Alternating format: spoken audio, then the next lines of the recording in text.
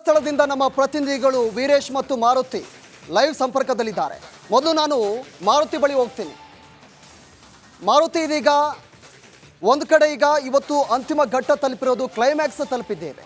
ಈಗ ದೂರುದಾರ ಹೇಳಿರೋದು ಅಲ್ಲಿ ಸಾಕಷ್ಟು ಮೂಳೆಗಳು ಮತ್ತು ಅಸ್ಥಿ ಪಂಜರಗಳು ಸಿಗುತ್ತೆ ಅಂತ ಹೇಳ್ತಾ ಇದ್ದಾನೆ. ಇವತ್ತು ಸಿಗುತ್ತಾ ಅಥವಾ ಇವತ್ತು ಏನು ಸಿಗೋದಿಲ್ಲ, ಈ ಕ್ಷಣಕ್ಕೆ ಏನೆಲ್ಲ ಅಪ್ಡೇಟ್ಸ್ ಇದೆ ಅಂತ?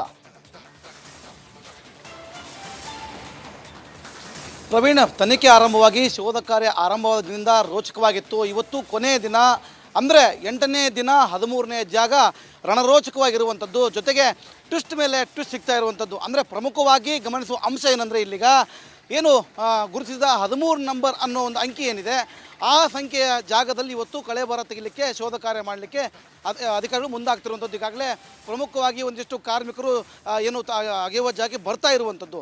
ಆದರೆ ಪ್ರಮುಖವಾಗಿ ಹೇಳೋದಾದರೆ, ಸಾಕಷ್ಟು ಬಾರಿ, ಅಂದರೆ 2-3 ಬಾರಿ ರಸ್ತೆಯನ್ನು ಮಳೆ ಬಂದರೆ ಹಾಳಾಗುವಂಥದ್ದು ಸರ್ವೇ ಸಾಮಾನ್ಯ. ಅದರಲ್ಲೂ ಧರ್ಮಸ್ಥಳ, ಬೆಳ್ತಂಗಡಿ, ಮಂಗಳೂರು ಭಾಗಗಳಲ್ಲಿ ಅತಿ ಹೆಚ್ಚು ಯಥೇಚ್ಛವಾಗಿ ಮಳೆ ಸುರಿಯುವಂಥದ್ದು. ಹೀಗಾಗಿ ಮಳೆ ಸುರಿದಾಗಲೆಲ್ಲವೂ ರಸ್ತೆಗಳು ಹಾಳಾಗ್ತಾ ಹೋಗ್ತವೆ. ಹೀಗಾಗಿ ಅವಾಗ ರಸ್ತೆಯನ್ನು ಮಾಡಿದ್ದಾರೆ ಅಂತಕ್ಕಂಥ ಒಂದಿಷ್ಟು ಮಾಹಿತಿಯನ್ನು ನೀಡಿರುವಂಥದ್ದು. ಅಂದರೆ ಅದೇ ಜಾಗವನ್ನಾಗಿದ್ದು ರಸ್ತೆ ಮಾಡಿರುವಂಥದ್ದು ಪಕ್ಕದಲ್ಲೇ. ಇನ್ನು ವಿದ್ಯುತ್ ಸಮಸ್ಯೆ ಆದಾಗ ಕಂಬಗಳನ್ನು ಕಿತ್ತು ಮತ್ತೆ ನೆಟ್ಟಂತಹ ಉದಾಹರಣೆಗಳು ಕೂಡ ಇರುವಂಥದ್ದು. ಜೊತೆಗೆ ಈಗ ಇರುವಂತಹ ನೇತ್ರಾವತಿ ನದಿ ಏನಿದೆ, ಆ ನೇತ್ರಾವತಿ ನದಿಯ ಪಕ್ಕದಲ್ಲಿರೋದ್ರಿಂದ ಕೆಲವೊಂದಿಷ್ಟು ಬಾರಿ, ಅಂದರೆ ಬೇಸಿಗೆ ಕಾಲದಲ್ಲಿ ನೀರಿನ ಮಟ್ಟ ಕಡಿಮೆ ಇದ್ದಾಗ ಅಲ್ಲಿ ಹೂಳನ್ನು ತೆಗೆಯುವ ಕೆಲಸವನ್ನು ಮಾಡಿರ್ತಾರೆ. ಆಗ ಒಂದಿಷ್ಟು ಮಣ್ಣನ್ನು ಎತ್ತಿರ್ತಾರೆ, ಹೂಳು ಎತ್ತಿರ್ತಾರೋ ಅದನ್ನೆಲ್ಲ ತೆಗೆದುಕೊಂಡು ಅಲ್ಲಿ ಹಾಕಿದ್ದಾರೆ. ಸದ್ಯ ಇದೀಗ ರಣರೋಚಕವಾಗಿರೋ ವಿಷಯ ಏನಂತಂದರೆ, ಅಲ್ಲಿ ಪಳೆಗಳು ಸಿಗ್ತಾವ, ಅಸ್ಥಿ ಪಂಜರ ದೊರಕುತ್ತಾ ಅನ್ನೊಂದಿಷ್ಟು ಮಾಹಿತಿ ಈಗ ಕಲೆ ಹಾಕಲಿಕ್ಕೆ ಮುಂದಾಗಿರುವಂಥದ್ದು. ಸ್ಥಳೀಯರು ಹೇಳೋ ಪ್ರಕಾರ ಅಲ್ಲಿ ಎಂಥದೂ ಇಲ್ಲ. ಈ ಬುರುಡೆ ಕತೆ ಸಂಪೂರ್ಣವಾಗಿ ಬುರುಡೆ ಅನ್ನುವಂಥ ವ್ಯವಸ್ಥೆಯನ್ನು ಸ್ಥಳೀಯರು ಹೇಳ್ತಾ ಇದ್ದರೆ, ಇನ್ನು ಬರುವ ಭಕ್ತರು ತಮ್ಮ ಧಾರ್ಮಿಕ ಭಾವನೆಗೆ ಧಕ್ಕೆ ಆಗ್ತಾ ಇದೆ, ಎಲ್ಲವೂ ಸುಳ್ಳು, ಮಂಜುನಾಥ ನೋಡ್ಕೊಳ್ತಾನೆ ಅನ್ನೋ ಒಂದು ವ್ಯವಸ್ಥೆ ಇರುವಂಥದ್ದು. ಆದರೆ ಪ್ರಮುಖವಾಗಿ ಇವತ್ತು ಅಲ್ಲಿ ಅಸ್ಥಿ ಪಂಜರ ಸಿಗುತ್ತಾ ಅನ್ನುವುದು ಕಾದು ನೋಡೋ ತಂತ್ರ ಆಗಿರುವಂಥದ್ದು. ಜೊತೆಗೆ ಅಧಿಕಾರಿಗಳು ಕೂಡ ಕೊನೆಯ ಜಾಗ ಇದಾಗಿರೋದ್ರಿಂದ ಇವತ್ತು ಅಲ್ಲಿ ಕಳೆಬರವನ್ನು ಹುಡುಕ್ಲಿಕ್ಕೆ ಮುಂದಾಗ್ತಾರ, ಸಿಕ್ಕಿದರೆ ಎಷ್ಟು ಸಿಗಬಹುದು,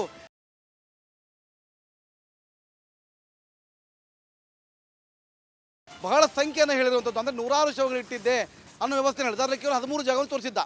ಈಗ ಅದರಲ್ಲಿ 13ನೇದು ಅಂತಿಮ ಘಟ್ಟದಲ್ಲಿ ಇರುವಂಥದ್ದು.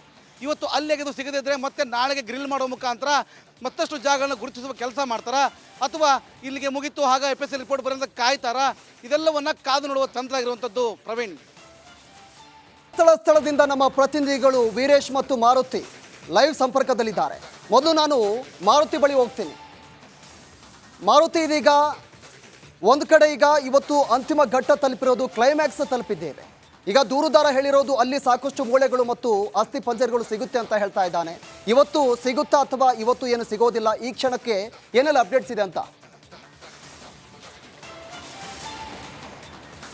ಪ್ರವೀಣ್, ತನಿಖೆ ಆರಂಭವಾಗಿ ಶೋಧ ಕಾರ್ಯ ಆರಂಭವಾದ್ರಿಂದ ರೋಚಕವಾಗಿತ್ತು. ಇವತ್ತು ಕೊನೆಯ ದಿನ, ಅಂದರೆ 8ನೇ ದಿನ 13ನೇ ಜಾಗ ರಣರೋಚಕವಾಗಿರುವಂಥದ್ದು. ಜೊತೆಗೆ ಟ್ವಿಸ್ಟ್ ಮೇಲೆ ಟ್ವಿಸ್ಟ್ ಸಿಗ್ತಾ ಇರುವಂಥದ್ದು. ಅಂದರೆ ಪ್ರಮುಖವಾಗಿ ಗಮನಿಸುವ ಅಂಶ ಏನಂದರೆ, ಇಲ್ಲಿಗ ಏನು ಗುರುತಿಸಿದ 13 ನಂಬರ್ ಅನ್ನೋ ಒಂದು ಅಂಕಿ ಏನಿದೆ, ಆ ಸಂಖ್ಯೆಯ ಜಾಗದಲ್ಲಿ ಇವತ್ತು ಕಳೆಬರ ತೆಗಿಲಿಕ್ಕೆ ಶೋಧ ಕಾರ್ಯ ಮಾಡಲಿಕ್ಕೆ ಅಧಿಕಾರಿಗಳು ಮುಂದಾಗ್ತಿರುವಂಥದ್ದು. ಈಗಾಗಲೇ ಪ್ರಮುಖವಾಗಿ ಒಂದಿಷ್ಟು ಕಾರ್ಮಿಕರು ಏನು ಅಗೆಯುವ ಜಾಗಕ್ಕೆ ಬರ್ತಾ ಇರುವಂಥದ್ದು.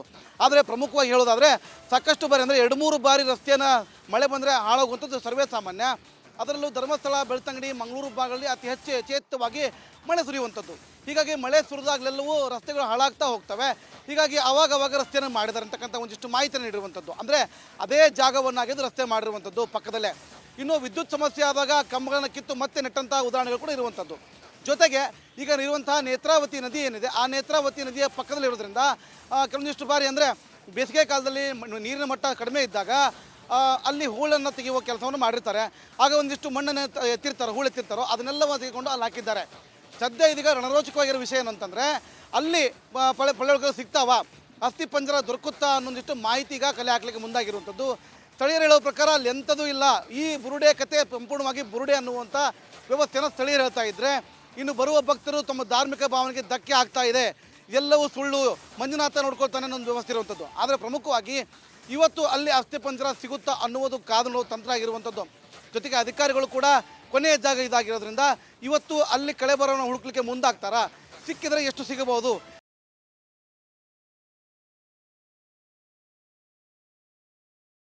ಬಹಳ ಸಂಖ್ಯೆಯನ್ನು ಹೇಳಿರುವಂಥದ್ದು. ಅಂದರೆ 100 ಶವಗಳು ಇಟ್ಟಿದ್ದೆ ಅನ್ನೋ ವ್ಯವಸ್ಥೆ ಹೇಳಿದೆ. ಅದರಲ್ಲಿ ಕೇವಲ 13 ಜಾಗವನ್ನು ತೋರಿಸಿದ್ದ. ಈಗ ಅದರಲ್ಲಿ 13ನೇದು ಅಂತಿಮ ಘಟ್ಟದಲ್ಲಿ ಇರುವಂಥದ್ದು.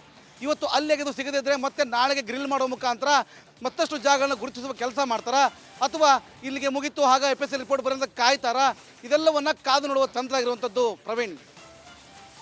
ಸ್ಥಳದಿಂದ ನಮ್ಮ ಪ್ರತಿನಿಧಿಗಳು ವೀರೇಶ್ ಮತ್ತು ಮಾರುತಿ ಲೈವ್ ಸಂಪರ್ಕದಲ್ಲಿದ್ದಾರೆ. ಮೊದಲು ನಾನು ಮಾರುತಿ ಬಳಿ ಹೋಗ್ತೀನಿ. ಮಾರುತಿ, ಇದೀಗ ಒಂದು ಕಡೆ ಈಗ ಇವತ್ತು ಅಂತಿಮ ಘಟ್ಟ ತಲುಪಿರೋದು, ಕ್ಲೈಮ್ಯಾಕ್ಸ್ ತಲುಪಿದ್ದೇವೆ. ಈಗ ದೂರುದಾರ ಹೇಳಿರೋದು ಅಲ್ಲಿ ಸಾಕಷ್ಟು ಮೂಳೆಗಳು ಮತ್ತು ಅಸ್ಥಿ ಪಂಜರಗಳು ಸಿಗುತ್ತೆ ಅಂತ ಹೇಳ್ತಾ ಇದ್ದಾನೆ. ಇವತ್ತು ಸಿಗುತ್ತಾ ಅಥವಾ ಇವತ್ತು ಏನು ಸಿಗೋದಿಲ್ಲ? ಈ ಕ್ಷಣಕ್ಕೆ ಏನೆಲ್ಲ ಅಪ್ಡೇಟ್ಸ್ ಇದೆ ಅಂತ ಪ್ರವೀಣ್, ತನಿಖೆ ಆರಂಭವಾಗಿ ಶೋಧ ಕಾರ್ಯ ಆರಂಭವಾದ್ರಿಂದ ರೋಚಕವಾಗಿತ್ತು. ಇವತ್ತು ಕೊನೆಯ ದಿನ, ಅಂದರೆ 8ನೇ ದಿನ 13ನೇ ಜಾಗ ರಣರೋಚಕವಾಗಿರುವಂಥದ್ದು. ಜೊತೆಗೆ ಟ್ವಿಸ್ಟ್ ಮೇಲೆ ಟ್ವಿಸ್ಟ್ ಸಿಗ್ತಾ ಇರುವಂಥದ್ದು. ಅಂದರೆ ಪ್ರಮುಖವಾಗಿ ಗಮನಿಸುವ ಅಂಶ ಏನಂದರೆ ಇಲ್ಲಿಗ ಏನು ಗುರುತಿಸಿದ 13 ನಂಬರ್ ಅನ್ನೋ ಒಂದು ಅಂಕಿ ಏನಿದೆ, ಆ ಸಂಖ್ಯೆಯ ಜಾಗದಲ್ಲಿ ಇವತ್ತು ಕಳೆಬರ ತೆಗಿಲಿಕ್ಕೆ ಶೋಧ ಕಾರ್ಯ ಮಾಡಲಿಕ್ಕೆ ಅಧಿಕಾರಿಗಳು ಮುಂದಾಗ್ತಿರುವಂಥದ್ದು. ಈಗಾಗಲೇ ಪ್ರಮುಖವಾಗಿ ಒಂದಿಷ್ಟು ಕಾರ್ಮಿಕರು ಏನು ಅಗೆಯುವ ಜಾಗಕ್ಕೆ ಬರ್ತಾ ಇರುವಂಥದ್ದು. ಆದರೆ ಪ್ರಮುಖವಾಗಿ ಹೇಳೋದಾದರೆ ಸಾಕಷ್ಟು ಬಾರಿ, ಅಂದರೆ 2-3 ಬಾರಿ ರಸ್ತೆಯನ್ನು ಮಳೆ ಬಂದರೆ ಹಾಳಾಗುವಂಥದ್ದು ಸರ್ವೇ ಸಾಮಾನ್ಯ. ಅದರಲ್ಲೂ ಧರ್ಮಸ್ಥಳ, ಬೆಳ್ತಂಗಡಿ, ಮಂಗಳೂರು ಭಾಗಗಳಲ್ಲಿ ಅತಿ ಹೆಚ್ಚು ಯಥೇಚ್ಛವಾಗಿ ಮಳೆ ಸುರಿಯುವಂಥದ್ದು. ಹೀಗಾಗಿ ಮಳೆ ಸುರಿದಾಗಲೆಲ್ಲವೂ ರಸ್ತೆಗಳು ಹಾಳಾಗ್ತಾ ಹೋಗ್ತವೆ. ಹೀಗಾಗಿ ಅವಾಗ ರಸ್ತೆಯನ್ನು ಮಾಡಿದ್ದಾರೆ ಅಂತಕ್ಕಂಥ ಒಂದಿಷ್ಟು ಮಾಹಿತಿಯನ್ನು ನೀಡಿರುವಂಥದ್ದು. ಅಂದರೆ ಅದೇ ಜಾಗವನ್ನಾಗಿದ್ದು ರಸ್ತೆ ಮಾಡಿರುವಂಥದ್ದು ಪಕ್ಕದಲ್ಲೇ. ಇನ್ನು ವಿದ್ಯುತ್ ಸಮಸ್ಯೆ ಆದಾಗ ಕಂಬಗಳನ್ನು ಕಿತ್ತು ಮತ್ತೆ ನೆಟ್ಟಂತಹ ಉದಾಹರಣೆಗಳು ಕೂಡ ಇರುವಂಥದ್ದು. ಜೊತೆಗೆ ಈಗ ಇರುವಂತಹ ನೇತ್ರಾವತಿ ನದಿ ಏನಿದೆ, ಆ ನೇತ್ರಾವತಿ ನದಿಯ ಪಕ್ಕದಲ್ಲಿರೋದ್ರಿಂದ ಕೆಲವೊಂದಿಷ್ಟು ಬಾರಿ, ಅಂದರೆ ಬೇಸಿಗೆ ಕಾಲದಲ್ಲಿ ನೀರಿನ ಮಟ್ಟ ಕಡಿಮೆ ಇದ್ದಾಗ ಅಲ್ಲಿ ಹೂಳನ್ನು ತೆಗೆಯುವ ಕೆಲಸವನ್ನು ಮಾಡಿರ್ತಾರೆ. ಆಗ ಒಂದಿಷ್ಟು ಮಣ್ಣನ್ನು ಎತ್ತಿರ್ತಾರೆ, ಹೂಳು ಎತ್ತಿರ್ತಾರೋ ಅದನ್ನೆಲ್ಲ ತೆಗೆದುಕೊಂಡು ಅಲ್ಲಿ ಹಾಕಿದ್ದಾರೆ. ಸದ್ಯ ಇದೀಗ ರಣರೋಚಕವಾಗಿರೋ ವಿಷಯ ಏನಂತಂದರೆ ಅಲ್ಲಿ ಪಳೆಗಳು ಸಿಗ್ತಾವ, ಅಸ್ಥಿ ಪಂಜರ ದೊರಕುತ್ತಾ ಅನ್ನೊಂದಿಷ್ಟು ಮಾಹಿತಿ ಈಗ ಕಲೆ ಹಾಕಲಿಕ್ಕೆ ಮುಂದಾಗಿರುವಂಥದ್ದು. ಸ್ಥಳೀಯರು ಹೇಳೋ ಪ್ರಕಾರ ಅಲ್ಲಿ ಎಂಥದೂ ಇಲ್ಲ. ಈ ಬುರುಡೆ ಕತೆ ಸಂಪೂರ್ಣವಾಗಿ ಬುರುಡೆ ಅನ್ನುವಂಥ ವ್ಯವಸ್ಥೆಯನ್ನು ಸ್ಥಳೀಯರು ಹೇಳ್ತಾ ಇದ್ದರೆ, ಇನ್ನು ಬರುವ ಭಕ್ತರು ತಮ್ಮ ಧಾರ್ಮಿಕ ಭಾವನೆಗೆ ಧಕ್ಕೆ ಆಗ್ತಾ ಇದೆ, ಎಲ್ಲವೂ ಸುಳ್ಳು, ಮಂಜುನಾಥ ನೋಡ್ಕೊಳ್ತಾನೆ ಅನ್ನೋ ಒಂದು ವ್ಯವಸ್ಥೆ ಇರುವಂಥದ್ದು. ಆದರೆ ಪ್ರಮುಖವಾಗಿ ಇವತ್ತು ಅಲ್ಲಿ ಅಸ್ಥಿ ಪಂಜರ ಸಿಗುತ್ತಾ ಅನ್ನುವುದು ಕಾದು ನೋಡುವ ತಂತ್ರ ಆಗಿರುವಂಥದ್ದು. ಜೊತೆಗೆ ಅಧಿಕಾರಿಗಳು ಕೂಡ ಕೊನೆಯ ಜಾಗ ಇದಾಗಿರೋದ್ರಿಂದ ಇವತ್ತು ಅಲ್ಲಿ ಕಳೆಬರವನ್ನು ಹುಡುಕ್ಲಿಕ್ಕೆ ಮುಂದಾಗ್ತಾರಾ? ಸಿಕ್ಕಿದರೆ ಎಷ್ಟು ಸಿಗಬಹುದು?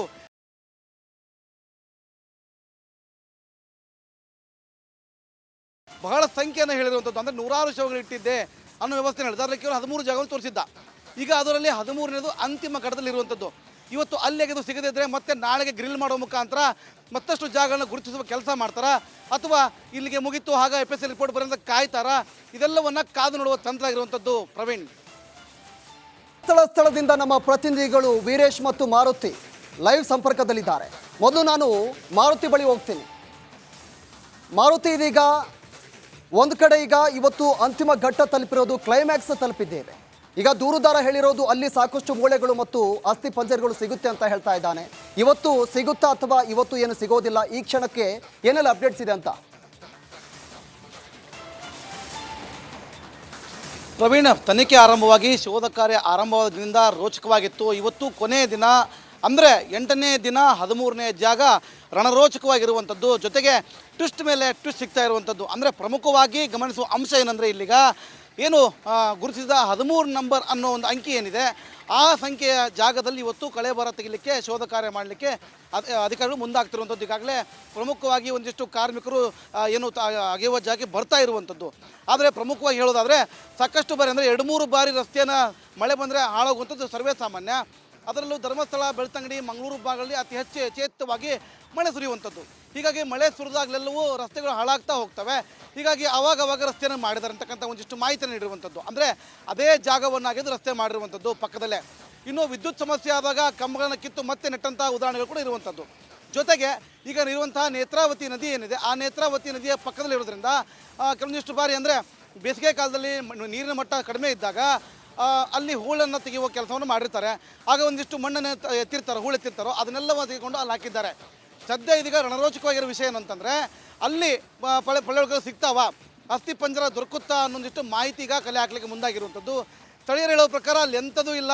ಈ ಬುರುಡೆ ಕತೆ ಸಂಪೂರ್ಣವಾಗಿ ಬುರುಡೆ ಅನ್ನುವಂಥ ವ್ಯವಸ್ಥೆಯನ್ನು ಸ್ಥಳೀಯರು ಹೇಳ್ತಾ ಇದ್ದರೆ, ಇನ್ನು ಬರುವ ಭಕ್ತರು ತಮ್ಮ ಧಾರ್ಮಿಕ ಭಾವನೆಗೆ ಧಕ್ಕೆ ಆಗ್ತಾ ಇದೆ, ಎಲ್ಲವೂ ಸುಳ್ಳು, ಮಂಜುನಾಥ ನೋಡ್ಕೊಳ್ತಾನೆ ಅನ್ನೋ ಒಂದು ವ್ಯವಸ್ಥೆ ಇರುವಂಥದ್ದು. ಆದರೆ ಪ್ರಮುಖವಾಗಿ ಇವತ್ತು ಅಲ್ಲಿ ಅಸ್ಥಿ ಪಂಜರ ಸಿಗುತ್ತಾ ಅನ್ನುವುದು ಕಾದು ನೋಡುವ ತಂತ್ರ ಆಗಿರುವಂಥದ್ದು.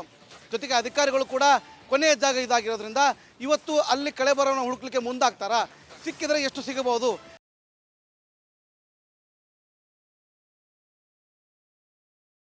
ಬಹಳ ಸಂಖ್ಯೆಯನ್ನು ಹೇಳಿರುವಂಥದ್ದು. ಅಂದರೆ ನೂರಾರು ಶವಗಳು ಇಟ್ಟಿದ್ದೆ ಅನ್ನೋ ವ್ಯವಸ್ಥೆ ಹೇಳಿದ. ಅದರಲ್ಲಿ ಕೇವಲ 13 ಜಾಗಗಳು ತೋರಿಸಿದ್ದ. ಈಗ ಅದರಲ್ಲಿ 13ನೇದು ಅಂತಿಮ ಘಟ್ಟದಲ್ಲಿರುವಂಥದ್ದು. ಇವತ್ತು ಅಲ್ಲಿಗೆ ಅದು ಸಿಗದಿದ್ದರೆ ಮತ್ತೆ ನಾಳೆಗೆ ಗ್ರಿಲ್ ಮಾಡೋ ಮುಖಾಂತರ ಮತ್ತಷ್ಟು ಜಾಗಗಳನ್ನ ಗುರುತಿಸುವ ಕೆಲಸ ಮಾಡ್ತಾರಾ, ಅಥವಾ ಇಲ್ಲಿಗೆ ಮುಗಿತು ಆಗ FSL ರಿಪೋರ್ಟ್ ಬರೋಂಥ ಕಾಯ್ತಾರಾ, ಇದೆಲ್ಲವನ್ನ ಕಾದು ನೋಡುವ ತಂತ್ರ ಆಗಿರುವಂಥದ್ದು. ಪ್ರವೀಣ್.